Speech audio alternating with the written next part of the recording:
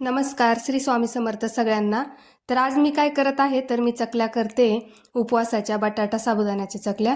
त्यासाठी मी एक कुकर तर ऑलरेडी लावलेला आहे, कारण की 4 किलो बटाटे होते। एका कुकरमध्ये काही होणार नाही, त्याच्यामुळे मी लहान कुकरमध्ये पण जे थोडेसे उरलेले होते तर ते मी लहान कुकरमध्ये लावत होते। मोजतानाच मी बटाटे आणताना मोजून आणले होते 4 किलो, आणि त्याच्यासाठी मी 1.5 किलो साबुदाणा घेतला होता। इकडे बटाटे उकडले गेले होते आणि थोडे फरचीवर काढून घेतले होते, आणि फरची क्लीन केलेली बरं का।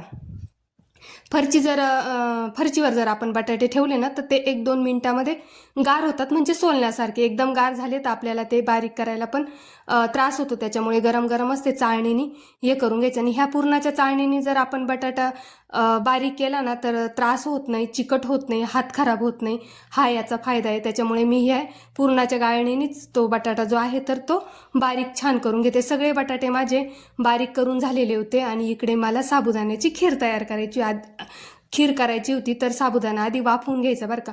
तर हा 1.5 किलो साबुदाणा होता, तर मी रात्रीच भिजत टाकलेला होता। तो रात्री भिजत टाकल्यानंतर छान मऊ झाला होता।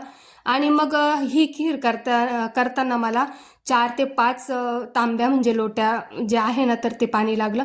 बऱ्याच जणी म्हणतात का 1-1.5 लोटी किंवा एखादा पेलाच पाणी लागतो, पण नाही, मला 4-5 लोटे पाणी तरी लागलं होतं त्याच्यामुळे। आणि ते पाणी टाकल्याने तो साबुदाणा पण छान मऊ झाला आणि खीर पण छान शिजली। जोपर्यंत आपली खीर ट्रान्सपरंट आणि कलर बदलत नाही ना तोपर्यंत ती खीर चांगली वाफवून घ्यायची। एकीकडे मी मीठ आणि तिखट सुद्धा काढून घेतलं होतं।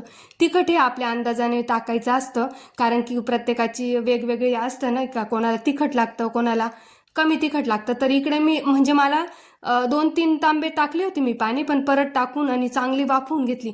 ही खीर वाफवायला आहे ना बराच वेळ लागला बरं का। आणि वाफवल्याशिवाय बटाटे टाकू नका, कारण की म्हणजे बटाटे टाकले ना जर आपण वाफवली नाही चांगली, बटाटे जर टाकले ना तर आपले चकल्या करताना हे होऊन जातं, तुकडे पडतात। त्याच्यामुळे वाफवून घ्यायची छान।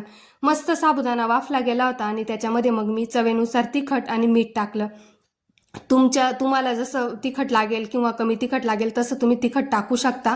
आणि मग मस्त एकजीव करून घेतला छान। खीर पण बघा किती सुंदर झालेली आहे, आणि कलर पण छान आलाय, आणि मस्त एकजीव झालेला आहे। तो साबुदाणा जो आहे ना तर तो शिजवून मस्त एकजीव झालाय, आणि खीर पण छान ट्रान्सपरंट झाली होती।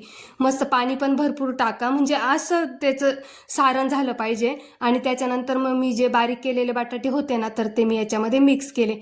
बटाटे म्हणजे गरम गरम जरी टाकले ना बारीक केल्या तरी ते छान मिक्स होऊन जातात। आणि बटाटे पण मला खूप छान मिळाले, म्हणजे चिकटपणा आलाच नव्हता, एकदम छान मोकळे ते बटाटे झाले होते। म्हणजे बारीक केल्यानंतर सुद्धा तो असा गोळा नाही झाला, त्याच्यामुळे मला काही एवढं जड गेलं नाही। तर बघा फायनली जे सारण आहे ना तर ते माझं तयार झालंय, आणि बघू शकता तुम्ही किती छान सारण झालेलं आहे।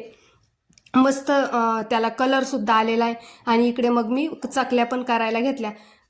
शिजवलं जर आपलं व्यवस्थित गेलेलं असलं ना तर चकल्या सुद्धा तुटत नाही। बघा इकडे ना माझ्या चकल्या तुटत नव्हत्या, फक्त थोडाफार शेप इकडे तिकडे येत होता, आणि तो सगळ्यांचाच येतो। त्याच्यामुळे फक्त आपलं जे सारण आहे बटाटा साबुदाण्याचं चकली करण्याचं तर ते व्यवस्थित शिजलं गेलं पाहिजे। आणि एवढं साबुदाणा हे करायला मला 1.5 तास लागून गेला होता बरं का। फायनली माझ्या चकल्या झालेल्या होत्या। एक पलंग भरला होता आणि एक खाट भरली होती। खाट तर ऑलरेडी खूप मोठी आहे माझी, तुम्हाला चांगलं माहितीच आहे। इकडे सगळ्या माझ्या चकल्या झालेल्या आहे, आणि ह्या पलंगावर टाकल्या होत्या मी। पलंग तर काही पूर्ण भरला नाही, एवढा थोडा राहिला। आणि इकडे कलर चांगला आलाय, असाच कलर पाहिजे, कारण की जास्त लाल जर आपण केला ना तर ठसका लागतो। हे बघा इकडे एवढी खाट भरली आहे। खाट तर ऑलरेडी माझी खूप मोठी आहे, 1.5 खाट दुसरी खाट असती तर 1.5 खाट भरली असती, तर एवढी माझी मोठी खाट आहे, त्याच्यामुळे एवढी खाट झालेली आहे। आणि आज वातावरण इतकं आभाळासारखं होतं, म्हटलं ऊन पडतं की नाही पडत, त्याच्यामुळे जीव नुसता असं खालीवर होत होता माझा की चकल्यांना ऊन लागतं की नाही लागत, पण गेलं वातावरण, निवळून गेलं, त्याच्यामुळे काही आता टेन्शन नाही मला। आणि चकल्या छानच झाल्या आहे बरं का, इतक्या मस्त झाल्या आहे। आता तळल्यावर तर मी तुम्हाला दाखवेलच, आणि संध्याकाळपर्यंत ह्या चकल्या वाळून जातील। छान झाल्या आहे बघा। हे जे ही खाट आणि तो पलंग पण थोडा राहिलेला आहे भरायचा.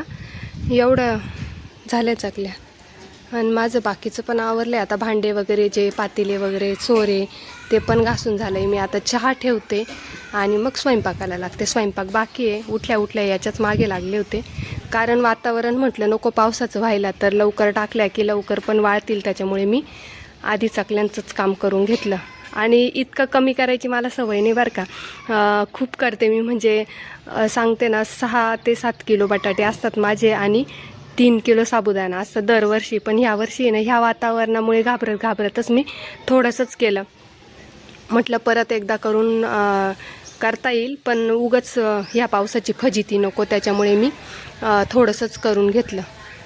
आता सुट्टी लागली का परत मी एखाद्या किलो साबुदाण्याची मी चकल्या नक्की करेल, कारण की एवढं कमी तर नाही लागत आमच्याकडे, खूप लागतात. आणि मुलांना दुपारी वगैरे काही खायला नसलं तर त्यांना झाली इच्छा तर ते हे चकल्या, वेफर्स, असं काही पोह्यांच्या चकल्या असं तळून खातात. पोह्यांच्या पण चकल्या मला करायच्या आहे, त्याची पण रेसिपी नक्कीच तुम्हाला मी सांगेल. तर चला आता घरातलं आवरून घेते.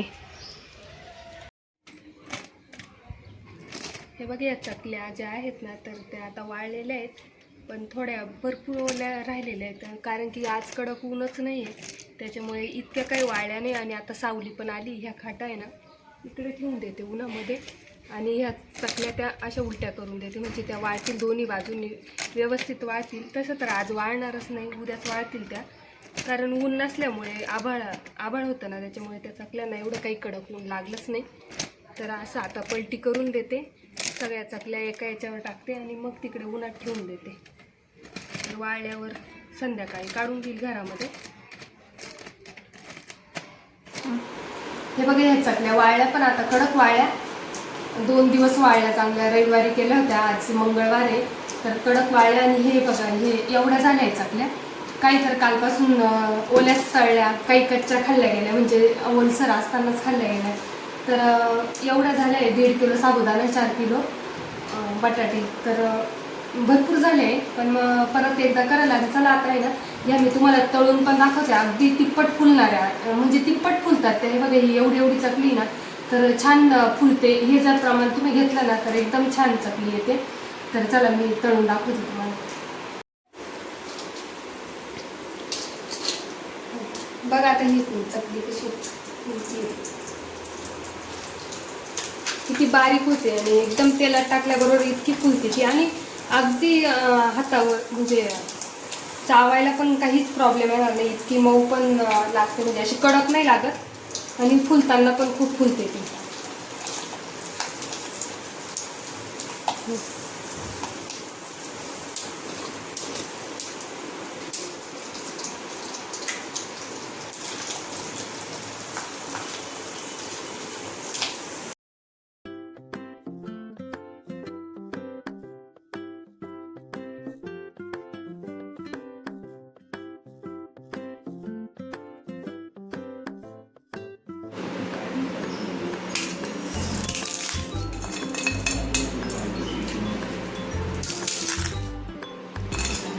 बघा किती छान खुसखुशीत आले आहे आणि मस्त झाले आणि भरपूर पण झाले एवढ्या प्रमाणात घेतले तर. तर चला भेटूया नेक्स्ट व्हिडिओमध्ये, तोपर्यंत बाय. आणि व्हिडिओ आवडला असेल तर लाईक करा, शेअर करा आणि सबस्क्राईब सुद्धा करा. सगळ्यांना बाय.